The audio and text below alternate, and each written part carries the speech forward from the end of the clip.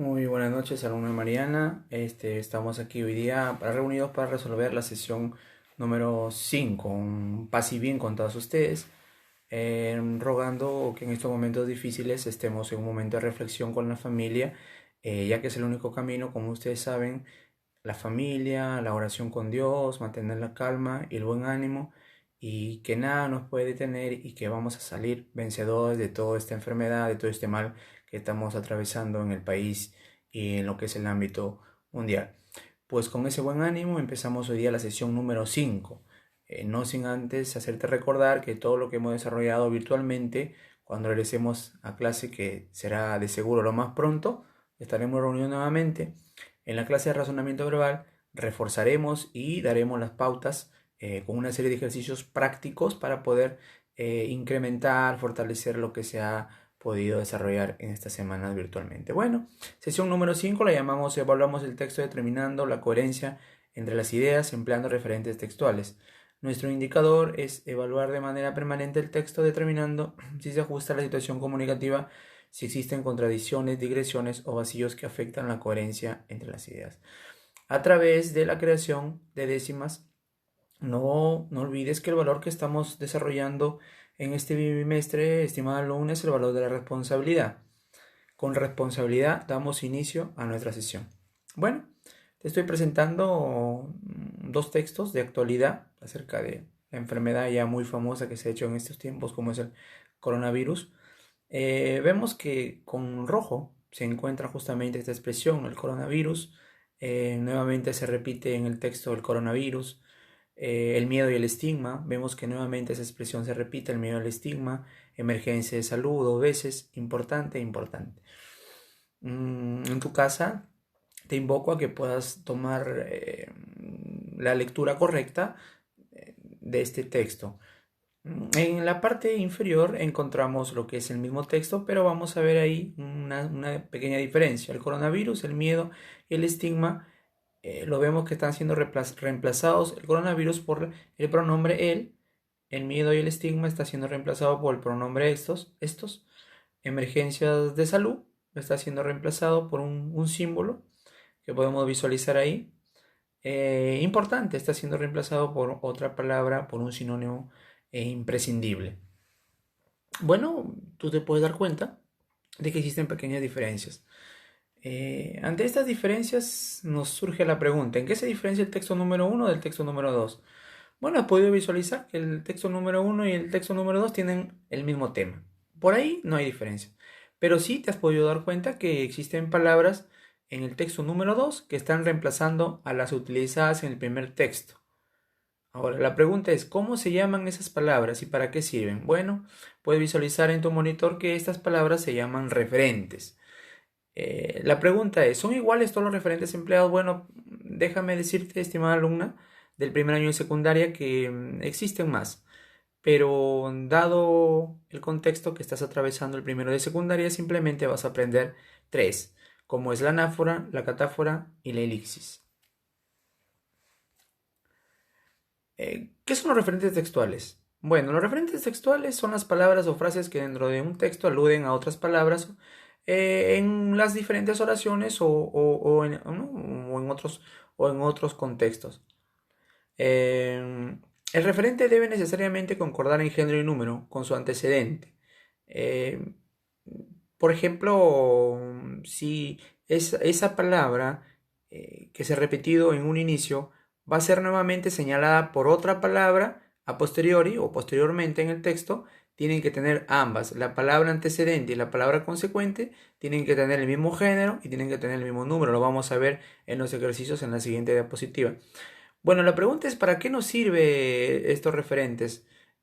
Puedes visualizar en tu monitor, ahí en ese rectángulo, el uso correcto de los referentes le otorga coherencia y cohesión al texto. No olvidar, los referentes sirven para darle coherencia y cohesión al texto y así evitar redundancias, repeticiones, ¿no? Vamos a ver la primera clasificación, conocida como la referencia anafórica o la anáfora. ¿Qué podemos decir? ¿Qué es la anáfora? Dice que es un mecanismo mediante el cual un elemento del texto, un elemento palabra, señala a otro elemento que ha sido mencionado anteriormente, denominado antecedente. Se establece pues una relación interpretativa entre dos unidades lingüísticas, o sea, entre tanto la primera palabra antecedente como la segunda palabra consecuente, se establece una relación lingüística, dice, en la que la segunda unidad adquiere sentido por su relación con la que se ha mencionado antes. Bueno, está un poco ambiguo quizá la definición, pero recuerda que la práctica hace el maestro. Vamos a verlo en la práctica. Existen dos tipos de clasificación anáfora, la pronominal y la adverbial. La pronominal utiliza pronombres. Veamos el ejemplo. Ejemplo 1. Vallejo viajó a París resuelto a probar fortuna. Él no sospechó lo que podía ocurrir. Puedes observar que él es el pronombre que está en singular masculino que alude también a su antecesor, como era Vallejo, que también lo encontramos en singular y masculino, género masculino. Ejemplo 2. Por fin han estrenado la última película de Tom Hanks. Veremos si con esta él repite Oscar igual. Última película ha sido reemplazada por el pronombre esta, tanto concuerdan en género y número, y Tom Hanks ha sido reemplazado por el pronombre él, de la misma manera concuerdan en género y número. La anáfora adverbial, como su nombre lo dice, utiliza adverbios. Veamos el ejemplo. Durante mucho tiempo vivió en San Francisco. De hecho, sus mejores amigos son de allí. San Francisco es un lugar, una ciudad, que está siendo reemplazado por un adverbio de lugar, como es allí. Coinciden tanto en género y número. Los estudiantes llegaron a Cusco, allí tomaron muchas fotos. De la misma manera, allí está reemplazando a, a Cusco. Entonces, ¿qué es la anáfora? Es un elemento que hace referencia a otra palabra o mismo elemento, llamémoslo así, que se mencionó con anterioridad. La referencia catafórica o la catáfora nos dice que es un mecanismo simétrico a la referencia anafórica, o sea, lo opuesto, mejor dicho, en otras palabras, por lo que una unidad del texto remite a otra que aparece posteriormente. Bueno, vamos a verlo esto en la parte práctica. Nos dice que existen dos tipos de catáfora, la pronominal y la lexical, estimada alumna. La pronominal, como su nombre lo dice, utiliza pronombres y también adverbios. Y la lexical es la que utiliza, como su nombre también lo dice, palabras o una palabra o un grupo de palabras. Veamos la pronominal. Ejemplo 1. Él es el ganador, el hombre de la camisa azul. El hombre de la camisa azul ya se ha mencionado con anterioridad. Él se está adelantando a ese hombre de la camisa azul del cual se está hablando posteriormente en la oración. El elemento catafórico ahí es él. O sea, es lo opuesto, si te puedes dar cuenta, visualizar el opuesto a la anáfora. 2. Esos son los únicos pantalones que quedan, los azules. Los azules ya ha sido mencionado también con anterioridad, esos. Como puedes darte cuenta, esos vienen a ser el elemento catafórico que se adelanta a lo que se va a hablar después en el texto, como en los pantalones azules. Ubícate allí para la foto a la sombra de los árboles. ¿Dónde la sombra de los árboles? Allí se adelantó antes de que se pudiera hablar o escribir en la oración a la sombra de los árboles. El elemento catafórico allí. Y la catáfora lexical, la que utiliza términos o palabras. Por ejemplo, hay que prevenir las siguientes enfermedades contagiosas: sarampión, difteria, tifoidea, diríamos en la actualidad coronavirus, etcétera, etcétera. Enfermedades contagiosas se adelanta lo que posteriormente son o se habla de las enfermedades. El elemento catafórico, enfermedades contagiosas. Sucede también lo mismo con la pregunta número 2. ¿Qué es la elipsis? La elipsis, ¿no? Dice, es la omisión, supresión o eliminación, diría yo, de uno o más elementos de una oración en el enunciado en el texto. Ejemplos, ¿no? Algunos estudiantes entregaron la tarea a tiempo.